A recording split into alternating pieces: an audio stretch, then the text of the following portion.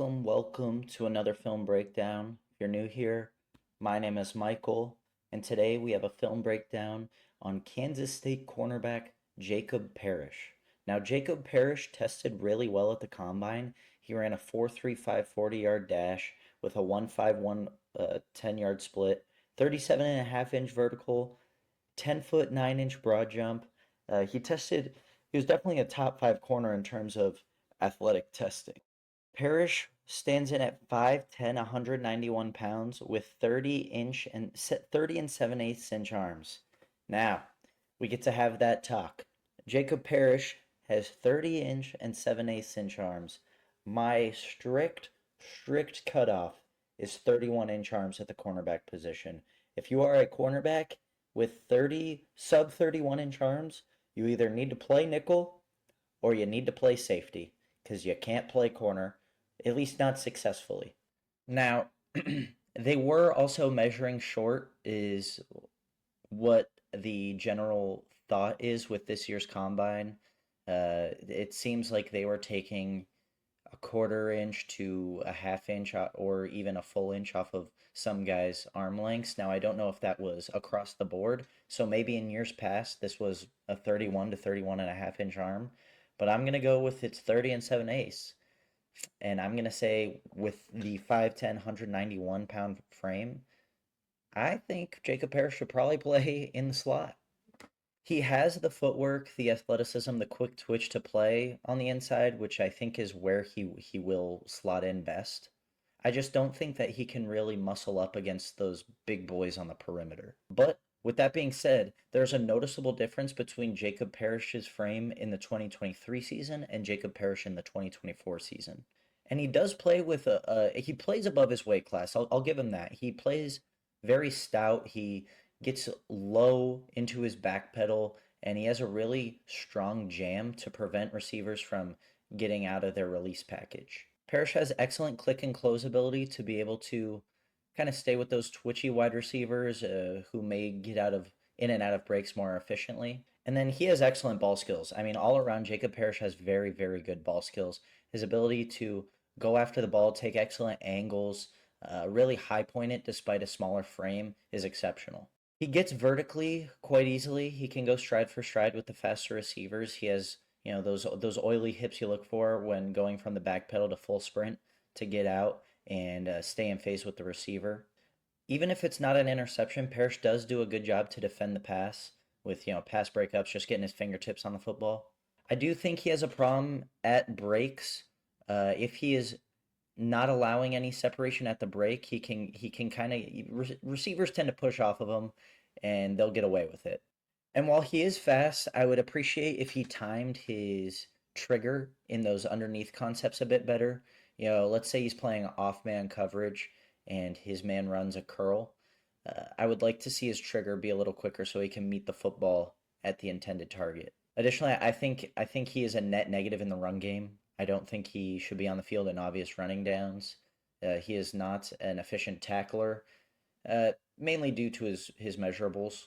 I don't think it's for a lack of effort. He's not, a heat-seeking missile in the run game, but I don't want him to be a heat-seeking missile in the run game. So I just think, the run game isn't really for him, I guess. I do think that in zone coverage, Parrish does a good job of reading the quarterback's eyes and oftentimes baiting the quarterback to thinking a man is more open than they actually are. So right here, you're going to see Parrish. He's going to leak back, but then he's going to see his man cut across. He's going to read the quarterback's eyes, and the ball is deflected at the line. But if it wasn't, I have an inkling that it would have been an interception. Let's watch 10 here. So leaks back, and then he's going to cut across, and he would have had a pick. He read that perfectly. Parrish was also used in a lot of disguised blitzes, and his ability to get around the edge is actually quite impressive. And while he may not, get sacks or anything, he does, he has that speed to get after the quarterback and rush a throw. I just think he is the perfect blitzing nickelback because he is so fast that once he gets in the grill, and great strength to shed the block there, he's so fast that it gives the quarterback no breathing room to try to make a play. And like I said, Parrish is really good at the line of scrimmage. He has an excellent jam, and he's able to kind of just knock receivers off their release, off their route, and it messes up a receiver's timing.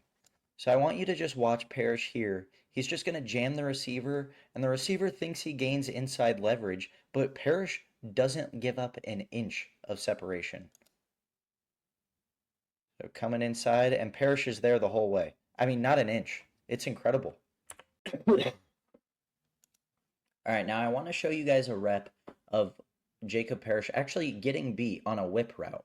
But like I said, that recovery speed is next level. And even, I mean, the receiver created so much separation with a really solid whip route, but he didn't make anything of it because Parrish was able to recover so well. So right here, slot, receiver runs a very solid whip route. I mean, that is beautiful stuff. And Parrish is already there. Yeah, he gave up a first down, but it could have been a lot worse. And now, what is Jacob Parrish without going up against the best of the best? He goes up against Travis Hunter, and he does give up a completion, but he gives up virtually no yards after the catch. And 90% of receivers are going to create enough separation to bring in a football on a shallow crosser. So this is just get across the field. It doesn't really even create separation. Parrish just had no help on that side because it's strictly man coverage. So Hunter gets a few yards. But good tackle by Parrish to keep him from getting the first.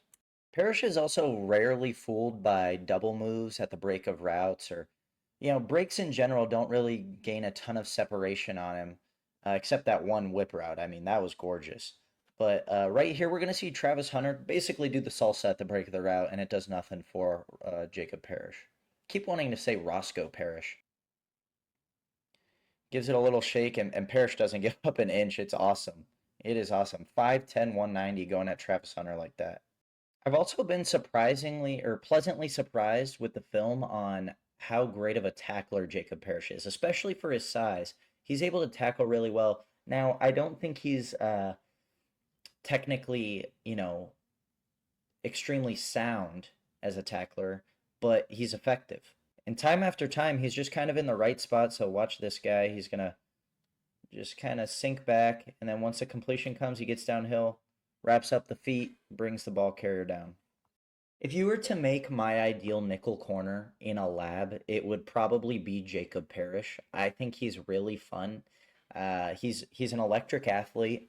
He has that physical ability to go against the bigger guys on the boundary on occasion, but I really think that his home is in the slot, kind of athletically dominating those receivers and staying in stride with the speedier guys as well.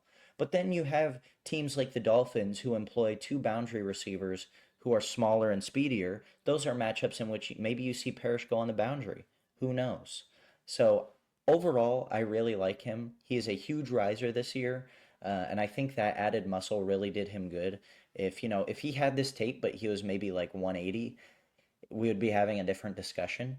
But 191 is a solid weight. 5'10", not great, but for a nickel, I just think it's so awesome. And he's got all the tools to be really solid at that position. A position which I think is having a resurgence in the NFL in terms of skill, talent, talent and importance. It's all there. So he has a home in the NFL for sure, and I expect him to be a starter very soon. But with that being said, I love you very much.